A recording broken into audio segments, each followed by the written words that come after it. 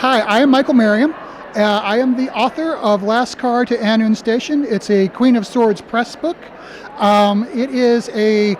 We call it a dark urban fantasy, revenge supernatural horror novel. And I think what I'll do for this video is I'll just read the introduction to it and kind of give you all an idea of where the book came from.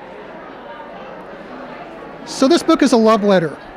When my wife and I moved to the Twin Cities of Minneapolis and St. Paul at the turn of the last century, we didn't know how hard we would fall in love with the Twin Cities.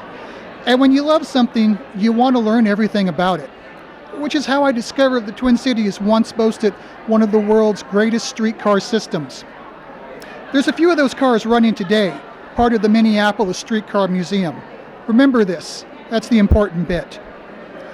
You need to understand that I hold a firm belief in and a fascination with the concept of spirit of place. The initial concept for the book you hold in your hands was built around that idea of spirit of place. I was looking out over the sparkling waters of one of the many magnificent lakes in Minneapolis when behind me I heard a bell ring.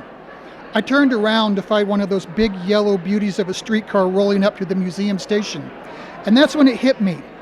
As long as one streetcar still runs its route in the Twin Cities, the ghosts of all the streetcars that ever existed run just under reality. That evening when I got home, I started writing what I then called the Phantom Streetcar novel. Other concepts crept in, of course. I was sitting in a coffee shop and had a stray thought about the late singer Roy Orbison. That became the opening line. I worked with Welsh mythology because, well, my ancestors are mostly Welsh. And so this book is a love letter. It's a love letter to my adopted home, the Twin Cities of Minneapolis and St. Paul. It's a love letter to those lovely old streetcars. It's a love letter to the mythology of my ancestors.